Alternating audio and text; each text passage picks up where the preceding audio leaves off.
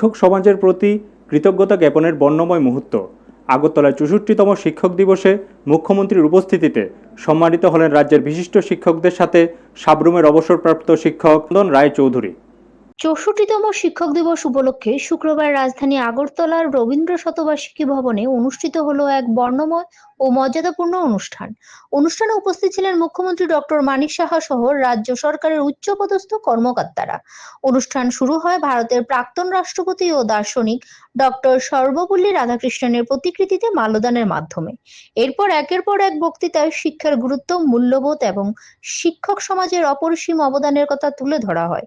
এই দিনে মুখ্যমন্ত্রীর হাত থেকে রাজ্যপাল পুরস্কৃত বিশেষ সম্মান গ্রহণ করেন রাজ্যের বিশিষ্ট শিক্ষকরা, যারা বছরের পর বছর ধরে শিক্ষাক্ষেত্রে নিষ্ঠার সঙ্গে কাজ করে চলেছেন।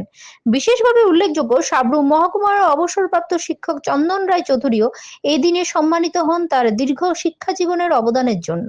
পুরস্কারপ্রাপ্ত শিক্ষকদের হাতে তুলে দেওয়া হয় সম্মানপত্র, উত্তরীয় ও স্মারক।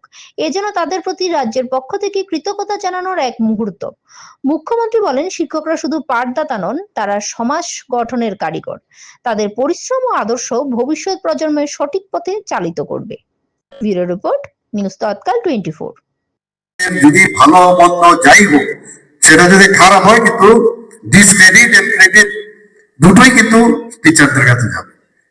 এবং এখন তো মানে যে প্রযুক্তি যেভাবে বাড়ছে, তাতে করে মানে এখন এত বেশি আমরা জানতে পারি, একটা আঙ্গুল দিয়ে টিপ দিলেই সবকিছু আমরা জানতে পারি। এবং আমরা জানি যে আগে তো আমরা লাইব্রেরিতে যেতাম, লাইব্রেরিতে ঘুরতাম, বইয়ের জন্য দেখতাম, খুঁজতাম। এখন তো মানে স্বামী বিবেকানন্দজি বলেছেন যে এই এত এত বিশ্বের, সারা বিশ্বের মধ্যে ঘুরেও যে লাইব্রেরি তুমি দেখবে, তার থেকে বড় লাইব্রেরি তোমার মাইন্ডে আছে, তোমার ভিতরেই আছে সেই লাইব্রেরি। তো সেই লাইব্রেরিকে যে এক্সপ্লোর করে আমার নেক্সট জেনারেশনকে যে দেওয়া, সেই কাজটা এই শিক্ষক দিবসে you have to take the place.